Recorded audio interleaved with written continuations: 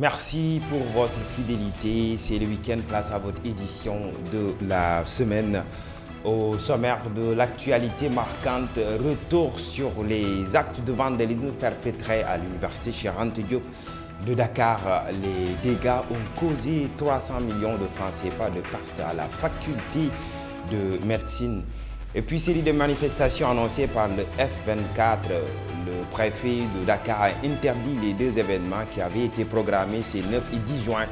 La plateforme des forces vives de la nation s'est conformée à la mesure des autorités. Enfin, dialogue national, les travaux de la commission du dialogue politique ont été officiellement lancés. 47 thèmes figurent dans les termes de référence. Le développement, c'est dans une poignée de secondes.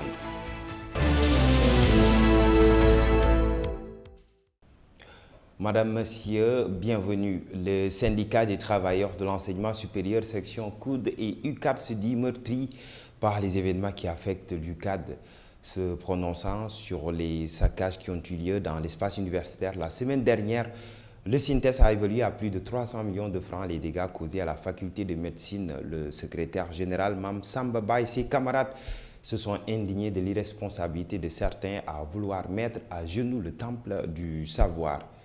Écoutons-le. L'heure est très grave, plus que grave. On a vécu une situation que l'université Anta Diop de Dakar n'a jamais vécue dans son histoire. On était là depuis longtemps et en interrogeant l'histoire, que ce soit les événements de 68, d'autres événements plus virulents sont passés ici et on n'est jamais arrivé à ce niveau de saccage. L'université a été complètement saccagée, que ce soit au niveau du campus pédagogique comme du campus social. Les pertes sont énormes. On ne peut pas les dénombrer. Rien qu'au niveau de la faculté de médecine où nous sommes, c'est juste à titre d'exemple que je donne. Les dégâts sont évalués à plus de 300 millions. À l'échelle maintenant de toute l'université, vous conviendrez avec moi que ce sont des milliards qui sont perdus. Donc, le message à lancer, c'est plus jamais ça. On ne pouvait pas comprendre au niveau du temple du savoir, là où le savoir est vraiment dispensé, on ne pouvait pas quand même imaginer. Parce que j'ai le cœur qui saigne en ce moment en parlant. J'ai le cœur qui saigne vraiment. Parce qu'on ne pouvait nullement imaginer que les gens pouvaient arriver à un tel niveau d'inconscience. Ça, c'est un legs qu'on nous a donné. Et ce legs-là doit être protégé. Et ce legs-là également doit arriver aux générations à venir. Chers camarades, le SYNTES, je le rappelle, un syndicat responsable, est vraiment meurtri par ces événements-là, très meurtri par ces événements. Et nous souhaitons que vraiment plus jamais ça. Nos autorités se sont prononcées, raison pour laquelle nous n'allons pas plus loin. Des enquêtes doivent être menées, quoi de plus normal, pour que les responsabilités soient situées. Rappelons que les actes de vandalisme perpétrés à l'UCAD ont engendré 14 véhicules particuliers incendiés dans le campus social, 9 bus de transport du personnel saccagés, 30 minibus brûlés, des chapiteaux, des archives et des amphithéâtres complètement saccagés. Nous y reviendrons.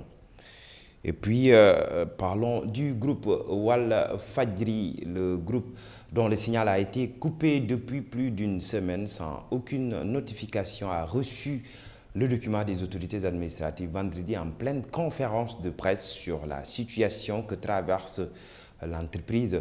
La notification qui émane du ministre de la Communication renseigne de la suspension du signal de Walf TV pour une durée de 30 jours. Le président directeur général du groupe Walfadjri ne compte pas se laisser faire. Il annonce une marche vers le palais pour dénoncer la mesure. Écoutons Cheikh Niass. jàpp leen ne que il y a 5 minutes la jot lettre baa ngi nii si man lettre bi nag décision portant suspension de la diffusion des programmes du groupe Walfadjri pour 30 jours. Donc du jeudi 1er juin à 15h au samedi 1er juillet à 15h. Donc nañ jàpp ne que Walfadjri état a décidé de couper pour 1 mois fii ba 1er juillet. Ñun nag lii du ñu yëngal lii di ngeen continuer suñu liggéey suñu bëggee nag nañ ko couper définitivement. Sama papa Ahmed Khalifa Niass wax na léegi lu am solo. Sidy Lamine Niass mooy génn àdduna avant élection 2019 xel mun na tey nag avant élection 2024 ñu bëgg rey carrément Walfadjri loolu nag ñun duñ ko seetaan den mener suñ combat ndaxte tubaab yi nee neen tant va la cruche à l'eau qu'à la fin elle se brise lu ëpp tuuru ñun nag on va appeler à une marche vers le palais on va appeler à une marche vers le palais. En bref, après le report de son audition jeudi pour des raisons de santé, le chroniqueur de Walf TV, Cheikh Bara Ndiaye, a été finalement placé sous mandat de dépôt vendredi après son face-à-face avec le juge du deuxième cabinet. Il est poursuivi pour acte ou manœuvre de nature à compromettre la sécurité publique. Par ailleurs, au regard de son état de santé, Cheikh Bara Ndiaye a été transféré au pavillon spécial, l'informe son avocat, Maître Moussa Sarr.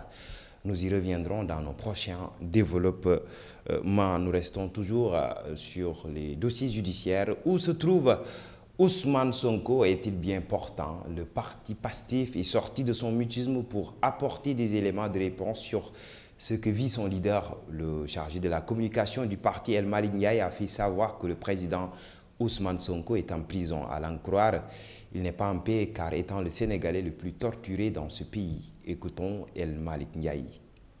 ñu bëri dañuy interpeller di ñu laaj anamu mu ngi ci jàmm et cetera lu tax bi ngeen wax lu tax nangam nekkul ci jàmm parce que prison la nekk lan ngeen bëgg ñu wax tout le Sénégal sait que le président Ousmane Sonko mu ngi prison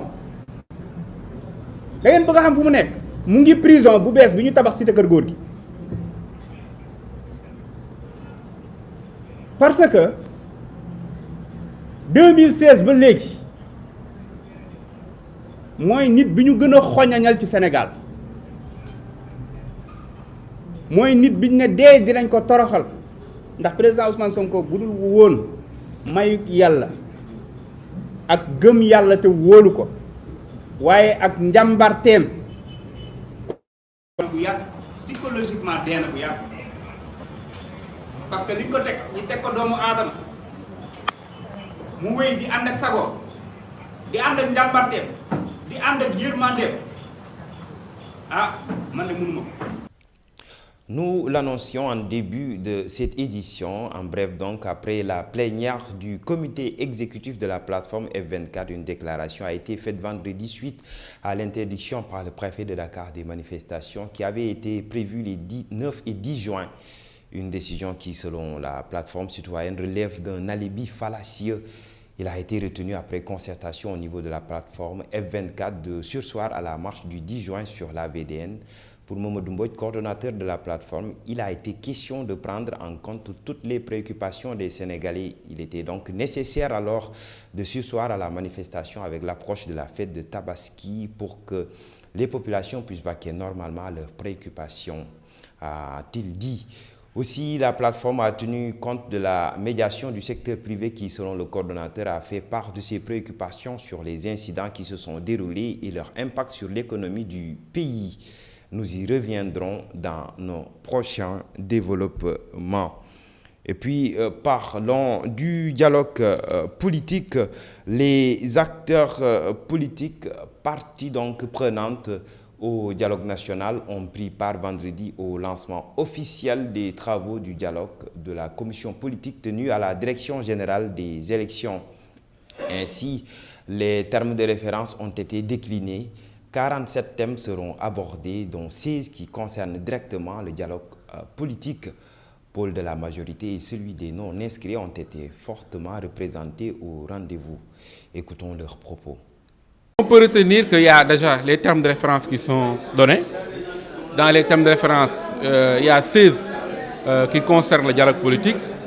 Les 16, donc, il y en a qui concernent les points de discussion qui étaient déjà en instance, c'est-à-dire la question du bulletin unique, l'organe à charge des élections, l'évaluation de la Sénat, la question des candidatures, donc, y compris donc, le troisième mandat.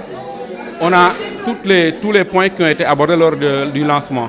Les documents ont été distribués. Maintenant, il s'agit que chaque organe discute du contenu de ces documents pour une bonne synthèse et puis on pourra démarrer les travaux lundi.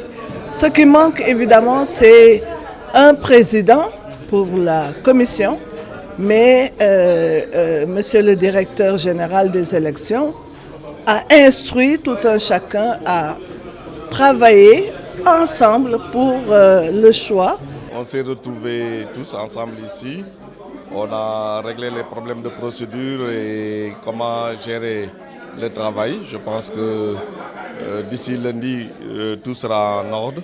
On aura fixé les choses, désigné un président de la commission et le travail se fera selon les procédures qui seront retenues de façon consensuelle. Nous avons déjà reçu les documents portant projet de termes de référence et de code de conduite. Nous allons y travailler pendant le week-end pour pouvoir finaliser et démarrer effectivement les travaux à partir de lundi. C'est des questions liées autour du mandat, c'est des questions liées au bulletin unique, etc. Donc un certain nombre de questions, ou peut-être même le fichier électoral, qui nous ont été soumis dans les termes de référence. Et le code de conduite qui va nous permettre de conduire nos travaux. Globalement, nous voudrions aussi nous satisfaire de la bonne tenue de la rencontre qui a été présidée par la Direction générale des élections et qui nous permettra d'abord d'harmoniser donc nos positions au sein des différents pôles. Prenant part au lancement des travaux du dialogue politique ce 9 juin à la salle de conférence de la Direction générale des élections, le coordonnateur du pôle de la majorité, Benoît Sambou, a été interpellé sur la question du report de la présidentielle agitée ces derniers jours. À l'en croire, il n'est pas question que les joutes soient repoussées. Voici Benoît Sambou.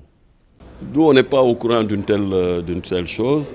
Je ne sais pas qui a intérêt à agiter ce genre de débat. Les élections, depuis que le président de la République Macky Sall est au pouvoir, les élections sont toujours tenues à date échue.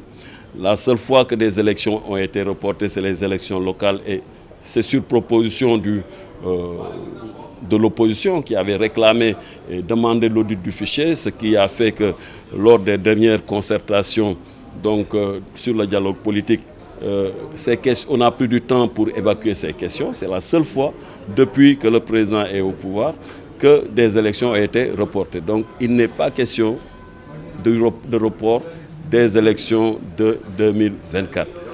Nous travaillons, le gouvernement, le président de la République et nous, majorité, nous travaillons à ce que ces élections se tiennent dans de très bonnes conditions, que ces élections se tiennent à date échue. Donc, dire tout simplement que ceux qui agitent cette question, donc, ne sont pas dans la dynamique ou la perspective que nous nous sommes tracés de faire en sorte que notre démocratie soit toujours rayonnante.